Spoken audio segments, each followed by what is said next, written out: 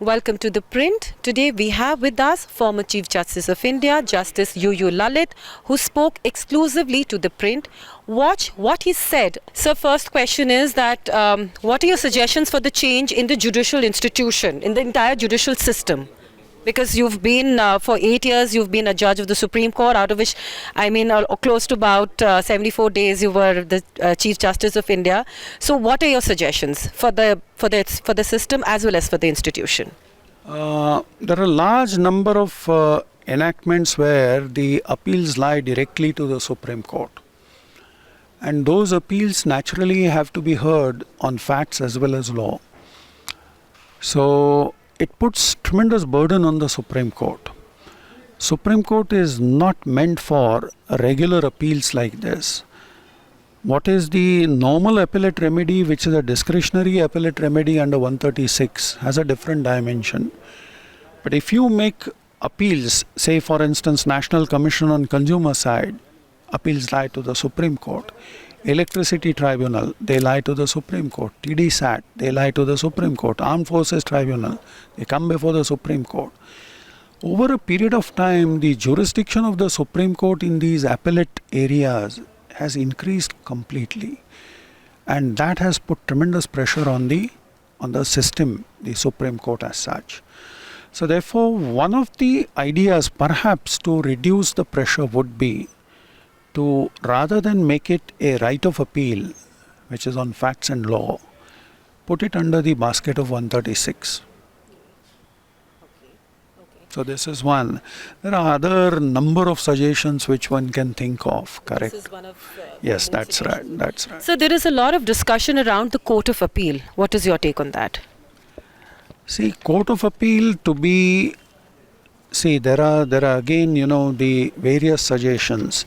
The matter had reached the Law Commission. It was then recommended that perhaps there could be one rung of Court of Appeal between the High Court and the Supreme Court. But then that would require complete constitutional amendments. So therefore, to be making such suggestions in the absence of any such, scenario on the horizon may not be appropriate. Sir, I don't want to ask you a direct question on appointments, but all of us know that the Supreme Court judgment on the NJAC verdict also spoke about having a secretariat in the Supreme Court. But so far that direction has not been followed. There is a secretariat in the Supreme Court. What happens is, there is a person called Pradeep Sharma, who is the registrar in charge of that secretariat.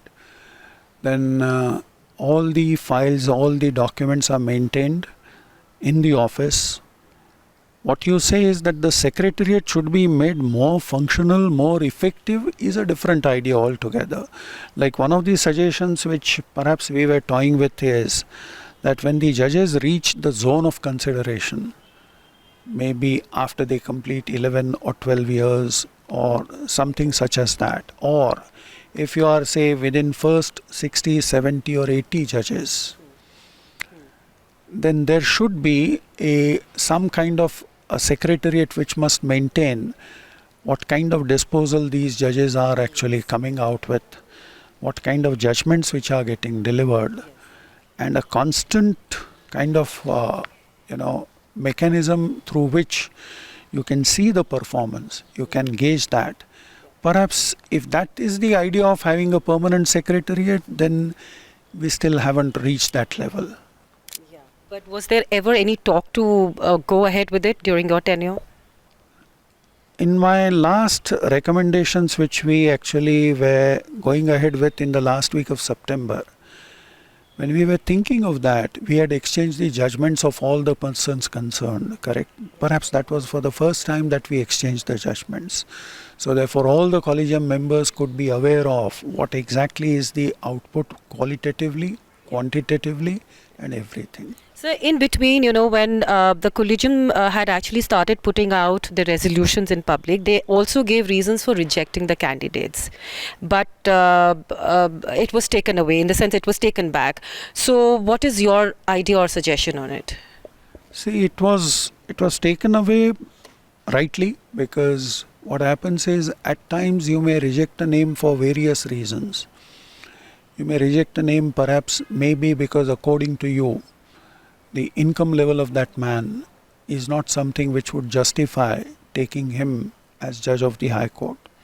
So therefore you may wait for 2-3 years, and therefore today you may reject the name. It may be that perhaps the age of that man is still just about 45 or less than 45. So therefore you may reject it on account of age. So therefore once you reject the name, it becomes something like a, I won't say blot on the forehead, but at least some kind of a negativity which gets attached to that name.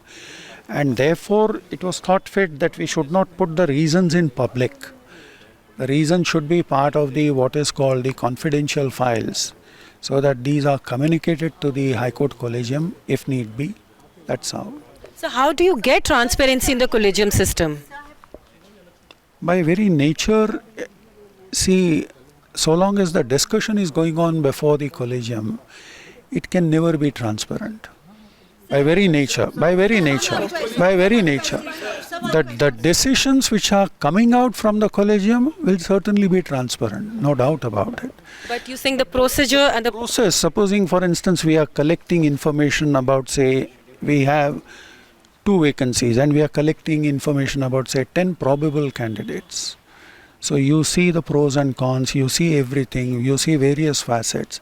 At that juncture, to be made completely transparent may not be a good idea. So we blame the government for criticizing the judiciary for the opaque collegium system. But the fact also remains that many High Court collegiums have not sent recommendations. They do not send recommendations well in time. So is that procedure also required to be streamlined?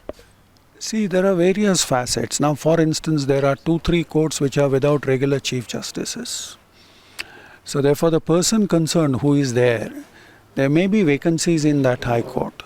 Now, the person concerned who is an acting Chief Justice, he is slightly hesitant whether does he have the power to send the names, does he have or does he not have the power. Supposing if he sends the names, then perhaps I think it may be taken as if he was taking advantage of the fact that he was holding the charge as an acting Chief Justice for a while.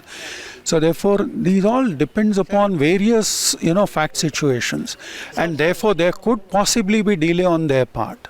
With video journalist Disha Verma, this is Bhadra Sinha reporting for The Print.